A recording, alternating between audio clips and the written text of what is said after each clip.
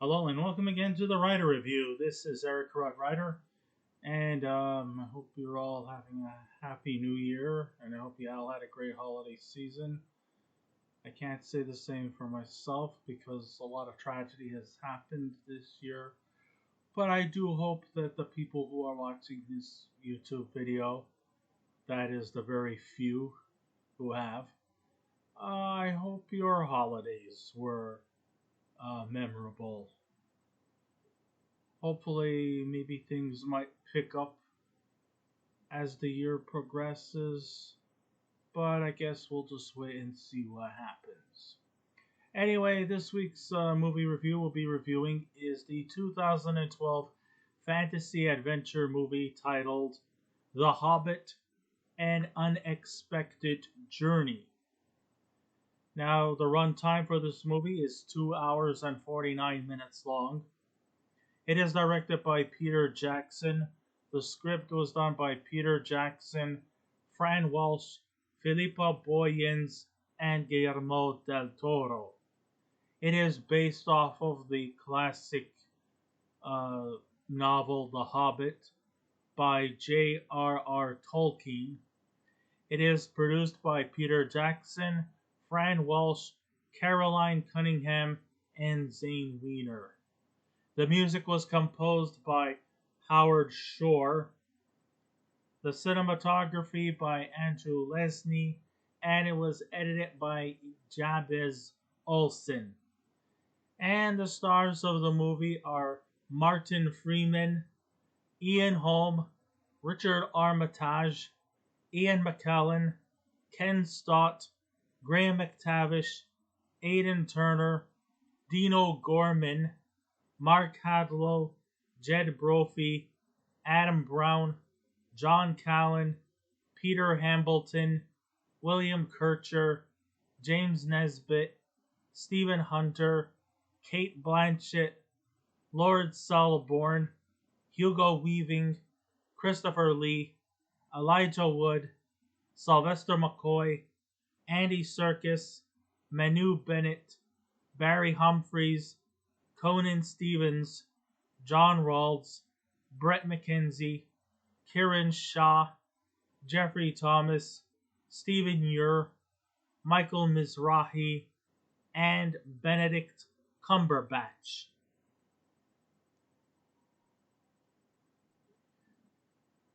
So, the story goes a little something like this. Bilbo Baggins, played by Ian Holm, had lived an exciting and fulfilling life. But now, as he reaches the ripe old age of 111, his time is drawing near, and now he faces this toughest challenge, being that he now has to give up the ring.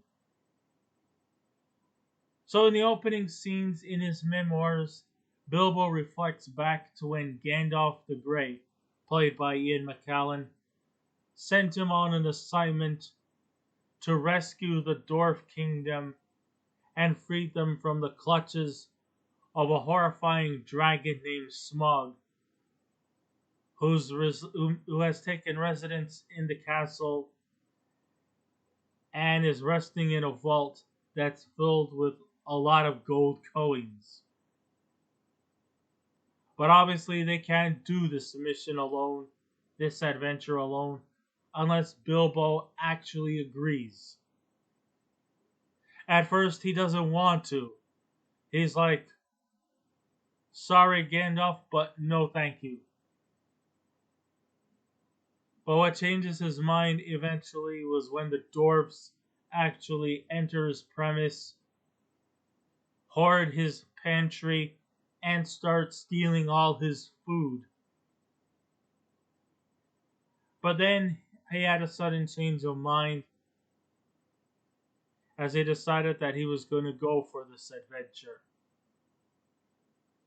The Hobbit population as a whole isn't very keen on adventure, but Bilbo, played by Martin Freeman, is destined for his assignment and thus begins his adventure of a lifetime. So his mission was to join the dwarfs travel off the lonely mountain and is given the role as the thief. But darkness isn't too far off, as of course he has to overcome several adversaries, including giant rock statue creatures, some other fierce creatures named orcs, who are also destined to destroy the dwarfs. He also has to come to agreements with the elf kingdom, in which, of course, the dwarfs and the elves do not seem to get along. There's a lot of things happening in this adventure film, and a lot of it is quite stunning, but still somewhat of an inferior project than compared to the Lord of the Rings trilogy that Peter Jackson did between 2001 till I think it was 2009. But yeah, we're going to get more into this movie because I still don't understand why couldn't they have just made this into one, maybe 3 hour, 4 hour long um, single standalone project, and why they had to make it into a trilogy. I mean, in the end, it just really doesn't make any fucking sense. But nonetheless, let us delve more into it. Under the direction of Peter Jackson, the mastermind behind the successful Lord of the Rings trilogy, The Hobbit: An Unexpected Journey is based off of J.R.R. Tolkien's 1937 novel that was a prequel to the classic Lord of the Rings. Remember, this could have been just a standalone 3 hour long epic film. I mean, why did he have to turn it into a trilogy? Well, one of the main reasons was because he was eventually arbitrarily returned back to the directing, whereas his original plans was not to direct the movie, and instead given the task to his collaborator, who's been doing the production and the script, Guillermo del Toro, to be the director. But then I guess there was some kind of a falling out. So Peter Jackson was brought back in, and I guess what he thought was a success with The Lord of the Rings, he thought that The Hobbit should deserve in itself a trilogy as well. The film itself was very rocky when it comes to making the movie. For instance, like I said, Peter Jackson was supposed to serve as the executive producer, and Guillermo del Toro, who co-wrote the script, was going to direct. Now, we don't know if this would have made the project any more or less better. And this is not to trash and shitface on Peter Jackson, but unfortunately, Del Toro left the project, and Peter Jackson was once again leading the crew. The critics and fans had mixed views about the movie, as some saying that it was a visual delight, which it was. I mean, the settings, the cinematography, and just the piece, just the time period itself looks very authentic in detail. This is something you would, when I saw this movie, this is something that you would expect to see from the pages of Tolkien. And I thought it was brought to life very, very well executed by Mr. Jackson. And many of them said that it was a visual delight, while others bashed this movie as being just another cash grabber after the success of the Lord of the Rings trilogy. Which I have to agree, they're not wrong. I would not have minded better if it was just one standalone 3 hour and 30 long epic film. It didn't have to be boxed into a 3 part trilogy.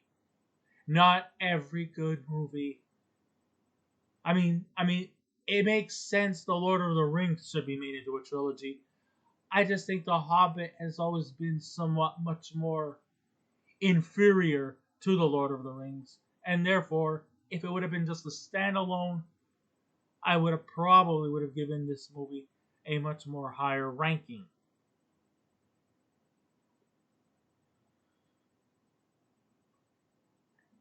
And though the film wasn't nominated for Best Picture like the Lord of the Rings movie, it wasn't snubbed completely from the Oscars, as it was nominated for Best Production Design, Best Hair and Makeup, and Best Special Effects. As a child, I enjoyed the old, Rankin and Bass Hobbit, and I thought that The Hobbit was more enjoyable to read than The Lord of the Rings, as it was the perfect bedtime story.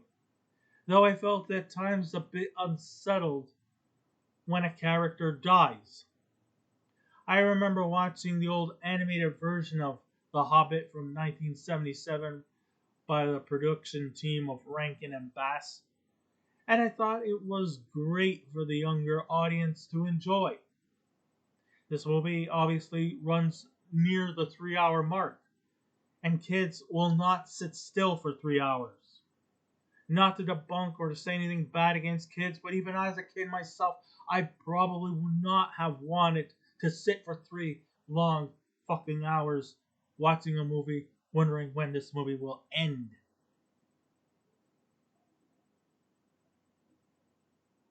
And I would probably get all fussy and fidgety about it too. And though, of course, I'm not going to react that same way, I was still somewhat perturbed by the fact that they had to go in the same direction as Lord of the Rings and make this movie into a trilogy. I wish that a movie adaptation would be made as I got older when I was young. Finally, it did, and in addition to that, I got more than I wished for, like The Lord of the Rings. The Hobbit was made into a trilogy. And just because I got more than I wished for doesn't mean I was satisfied, because it could have been just a standalone. In all honesty, The Hobbit should have never been made into 3 films. They could have made it into an overlong 3 hour epic adventure. But instead, Mr. Jackson decided that The Hobbit 2 should be made into a trilogy after the success of the Lord of the Rings trilogy. After Lord of the Rings ended its theatrical run, they started selling their extended versions featuring deleted scenes that were not shown in the theaters.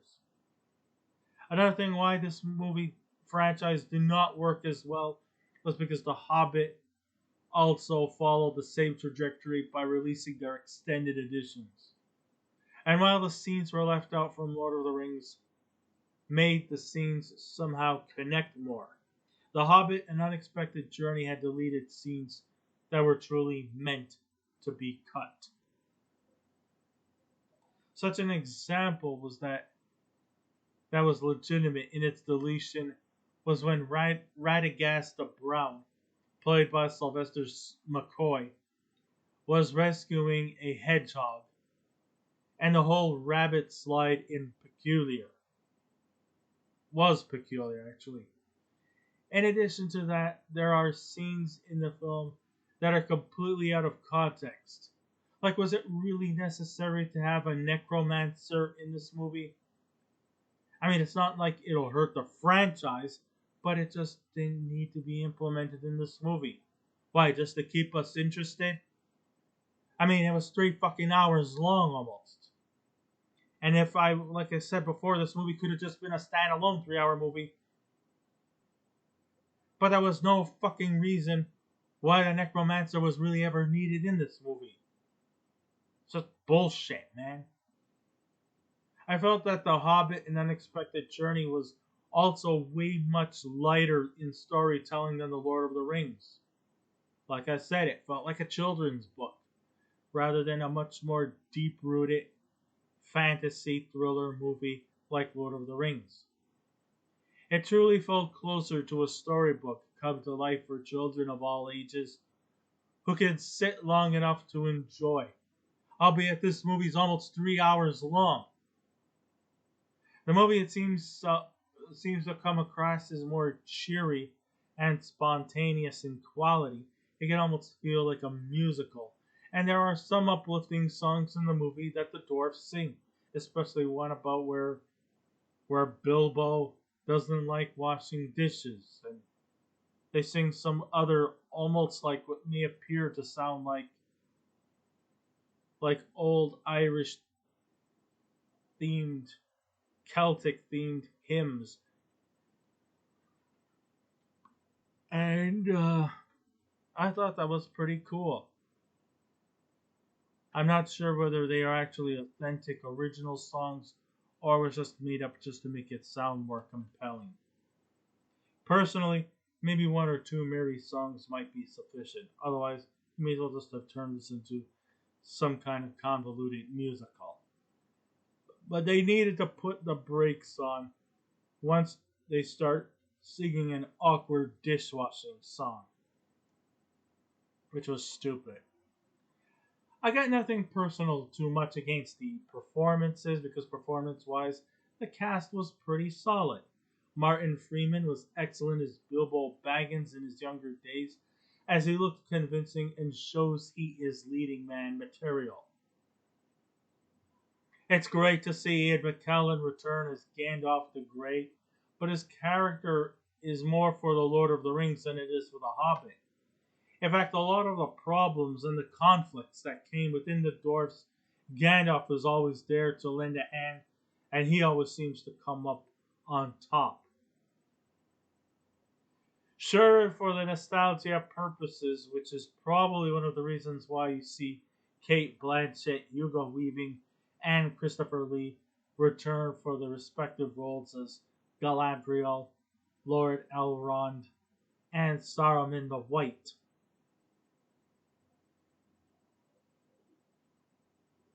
They still were only just there for their nostalgia pop and really nothing more. Benedict Cumberbatch does some great voiceover work for both the Necromancer and Smaug, and there are a myriad of dwarfs, however, though, that aren't fully developed outside of the more emotionally damaged character of Thorin Oakenshield II, played by Richard Armitage. If there was actually a real standout performance of them all, I would have to go with Andy Serkis as the voice of the creature named Golem. And when he gets in the head of Bilbo, that scene is highly entertaining. I think it had something to do with the ring and its secret powers. But then he goes into a conflict with this golem creature who grills him with some very cheeky, albeit very complex riddles for Bilbo to have to get the right answer, or if not, well, eventually he may have to pay the price. The visuals were at the same impressive level like The Lord of the Rings, only this time Jackson decides to make it 48 frames per second instead of the normal 24, which kind of did help the film a bit, but that's still not saying much. It made everything, however, though, make everything feel quite superficial and not in sync with the special effects. I mean, wasn't there like moments where Christopher Lee, who was pretty much advanced in age at the time, well, they couldn't get him out of England, so he had to practice his lines in an isolated part of the basements, whether it was at in Hollywood or at, I think it was Pinewood, located in Britain. And even though there were times when characters looked like they're all one and all together, there are, of course, behind the scenes where they're not so much. Very contrasting and very conflicting, so the least. I mean, okay, the movie was Yeah, there were even times when Ian McKellen would be sitting in a bedroom or at a studio where he really couldn't do it. I mean, he was there. I mean, McKellen was by himself a lot of times, almost like put in an isolation booth where he felt angry and disgruntled.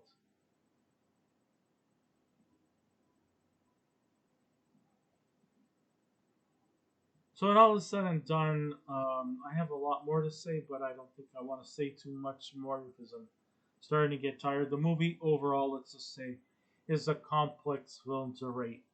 Sure, I have a better grip of the story, and though it was fun to watch in live action, it really goes on far too long. Some say people might want it to have gone a little more less, but this one goes to more further advancing in their education.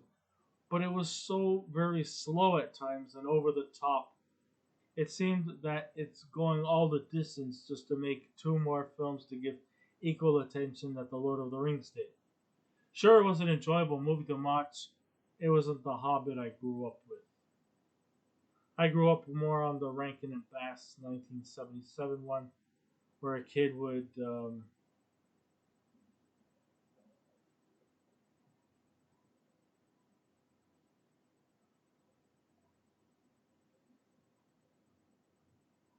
yeah. So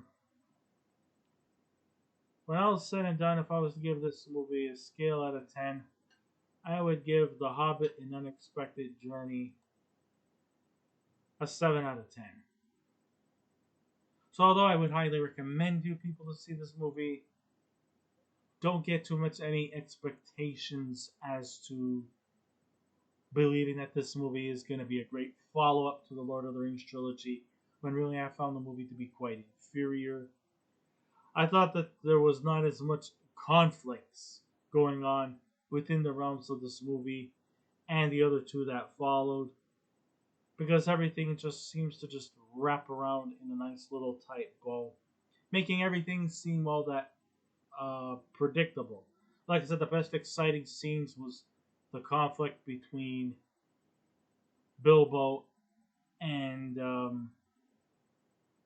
Golem. They had some great exchanges there. Andy Serkis truly was the the scene stealer. Yeah. So that's probably maybe one of the most entertaining scenes. A lot of movie was kind of played off for a bit of comedy, especially with the dwarfs raiding Bilbo's food pantry and eating all the contents.